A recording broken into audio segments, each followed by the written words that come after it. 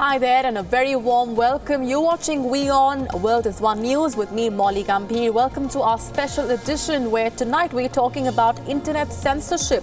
Where should one draw the line and is it a human right violation? Now, in the latest, Apple has removed apps used to evade China's net censorship. What does this mean for the already stringent web censorship in the country? Take a look at this special report to know more. Internet restrictions in China are not new. It's pretty much a known fact that people can't browse even popular sites like Google, Facebook and Twitter in China. But technology always gives you a way around, and as a matter of fact, many people have been managing to access restricted sites in China through VPN, Virtual Private Network. Courtesy of VPN services are nothing but software programs that allow users to bypass China's Great Firewall, which is aimed at restricting access to overseas sites. But it seems that this alternative might not be around for long, because China has gone a step ahead in cracking down on VPN services. So much so that it has managed to influence the major tech giant Apple to push back against developers of these apps. And as a result, Apple has removed those VPN services from its App Store in China. This step from Apple is drawing criticism from VPN service providers, and developers are accusing the company of bowing to pressure from Beijing cyber regulators. This move comes months after Beijing passed laws seeking to ban all VPNs that are not approved by state regulators. And as per the new laws, developers offering VPN services now need to obtain a government license. Personal VPN providers have been the subject of state-led attacks in the past as well, but with Apple complying with such requests from China has upset many private players. The company, on the other hand, says, "We have been required to remove some VPN apps in China that do not meet the new regulations. These apps remain available in all other markets where they do business.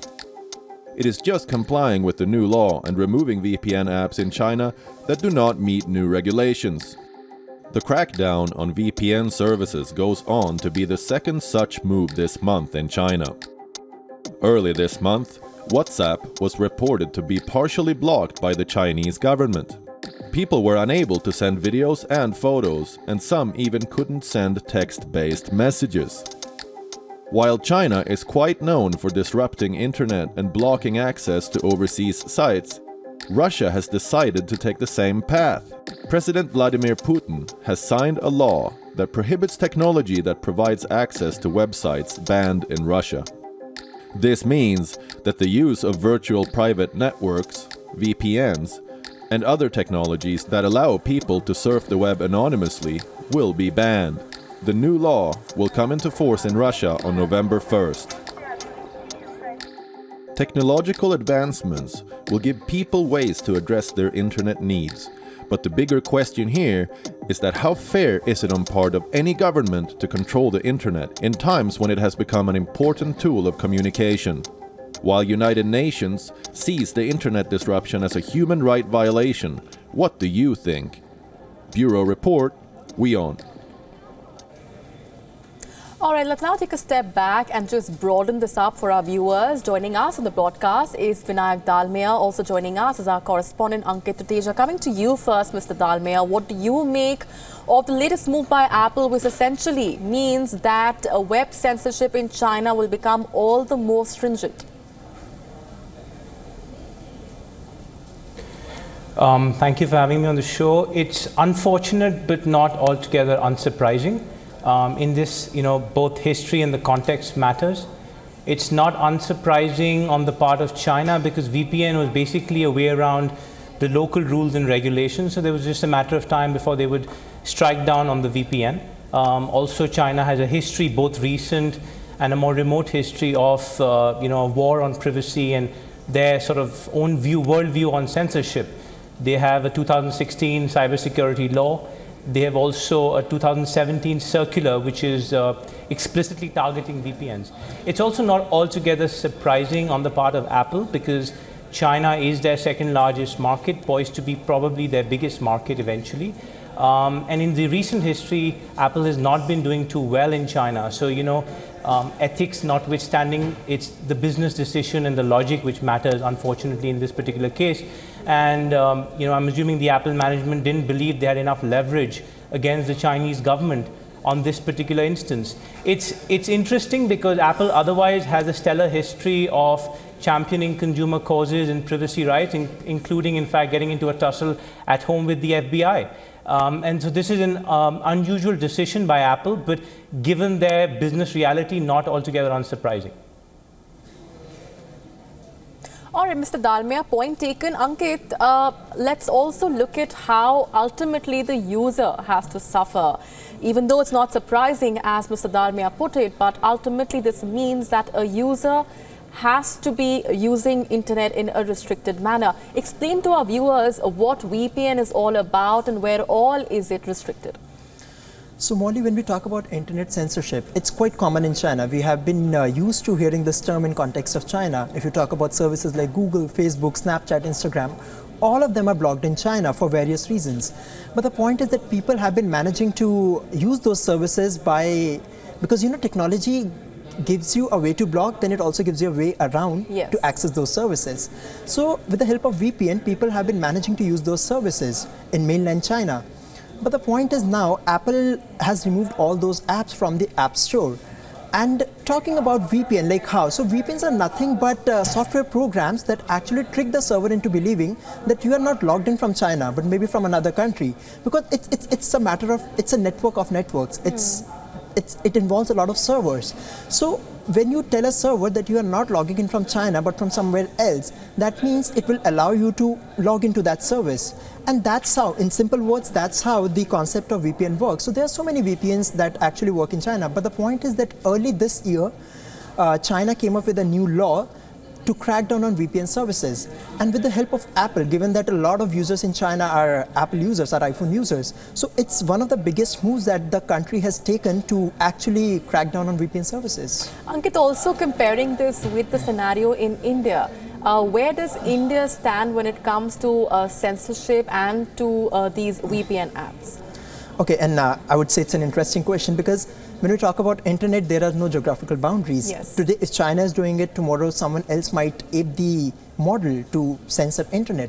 But the point is we need to understand that internet is just not a way to access a couple of services. Internet has become an integral part of our life. The way we exchange information, the way we consume information, the way we do communication today, it's purely internet driven. If you talk about messaging apps, if you talk about social media, a lot of your communication is based on social media. So the point that I'm trying to make here is that your freedom of speech is as important in online life as much as it's important in your offline life. Right. So it's really important. It's not about your freedom of speech in offline life that is guaranteed by your constitution. We need to talk about the freedom of speech that you need to have in your online life. And for the simple reason, United Nations Human Rights Council last year, they came up with a non-binding resolution, and that emphasized the fact that if that internet disruption is a human right violation, and it's a very important point that has been made by the UN Human Rights Council.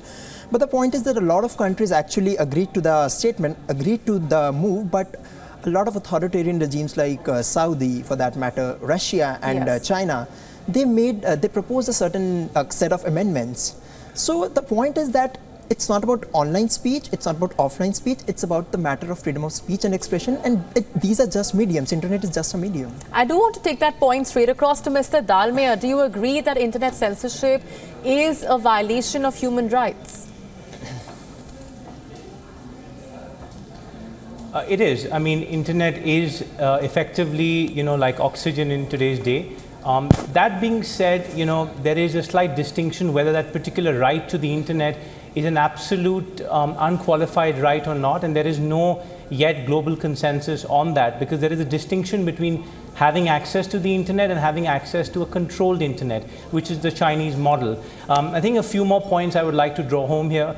One is that it's not a blanket ban on VPNs, it is just those VPN providers which have not yet registered with the Chinese government. That's the first point. The second point, I think, More interesting observation that may happen from here is what happens to the Android market on the VPN side, and also what happens to the non-mobile market, which is your laptops and your PCs, because Apple has about, I don't know, 10 to 12% of the market share in China, but a significant and a lion market share is with the Android market. And while Google Play Store doesn't exist, there are third-party app providers which provide access to the VPN. So it's going to be interesting to see how that now shapes up after this. There are about 90 million Chinese which use the VPN on a regular basis. Ankit, also something that we've highlighted all along is that, as we were just discussing, it's not limited to China, even though, of course, it is a scenario which is extremely worrying. We're also looking at how Russia recently has also decided to ban VPNs. Right. So Russian president, he announced a law that's going to come into effect from November 1. And according to that law, VPN services will be banned. In fact, not only VPN services, but all those technologies that work under the name of anonymity that let people circumvent internet filters that have been put into place in a specific country. So yeah, so Russia is treading on the same path now. And is that worrying, according to you, Mr. Dalmia, that perhaps a cue could be taken from China and replicated elsewhere across the world as well? Yes, I mean, it is worrying. As you said, Russia is following suit. Other countries may also, maybe the Gulf countries may also do certain things around the VPN. Now it's going to be a function of how much leverage power a company like Apple has. It's given a concession to China because of the market reality. Is it going to give the same concession to other countries like Russia? Only time will tell. We can hope and fingers crossed that they don't, which will be obviously good news for consumers. If they do, I think that's obviously something which is very worrying. Also, how have the other nations been responding so far, Ankit, when it comes to this censorship? And also how, for example, social media has been abuzz with strongly reacting to these measures taken up by China. Users have been talking about how this is a sign of things to come, not just in China, but elsewhere across the world as well. So I'll start with China, because when you talk about China, it's not happening for the first time. As I was mentioning earlier, that we have become accustomed to, we have become used to the way the internet works in China. Yes. And at the same time, it did not leave people worrying, because they always had a way around with the help of VPNs. Now the point is, and what is upsetting here is that Apple, a company like Apple, which is a big tech giant, it has actually bowed to the pressure from China for a simple reason, that they have a market, they have the biggest market outside the US, and that's in China. So of course that's a way, but again you have to understand, when you take a push against the software developers, it's in a way that you are highlighting that how you are going to bow down to a government. Today it's China, tomorrow it could be anyone else, depending on the market share. So I believe a tech company needs to have a spine. When we talk about, because at the same time we talk about internet is free, we talk about open internet at the same time. This is the same company that believes in the concept of net neutrality, that believes in the concept of open internet. Yes. So instead of, I'm not saying that you have to comply, you don't need to comply by the regulations. Of course, if you look at it technically, Apple is only complying with the regulations that China... And in a way bowing to pressure as well. But yes. It's technically that they are just following the regulations. Yes. But everyone knows that it's just not following the regulation. It's because a lot of things happen closed door. And as Mr. Dalmia put it, the second largest market for Apple, why would it not then bow to that kind of pressure? I'm going to take one last final remark from Mr. Dalmia before we close this discussion and move on to our next one. Mr. Dalmia, how fair is it, according to you, in a time like this, for a government to try and curtail freedom of speech and expression on a medium like the internet? Obviously, it's not fair and it is worrying. I think the bottom line is, as long as the Chinese economic model continues to flourish, they will not change, their ethos or the way they will look at the world. The moment that starts getting challenged, they may be compelled to, change the way they look at things, including having an open internet.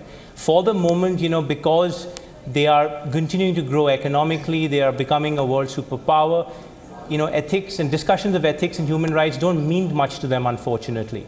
Another point to notice, a distinction, is businesses and corporations are still, by the way, allowed to use VPN in China. It is only the individual consumer that they're trying to attack. And again, the reason is because businesses and corporations contribute to the economic engine, and therefore they're not touching it. So I think in this, it's not going to be so much, I think the politics will follow the economics. The moment they realize or find that their economic interests are getting hurt, they will change. Till then, they will not. All right, very aptly summarized. We're going to leave it there for the moment. Appreciate you joining us in the broadcast, Mr. Dalmia. I'm going to request Ankit to stay on with us. We are going to move on to our other discussion, but on the other side of a very short break. Stay with us.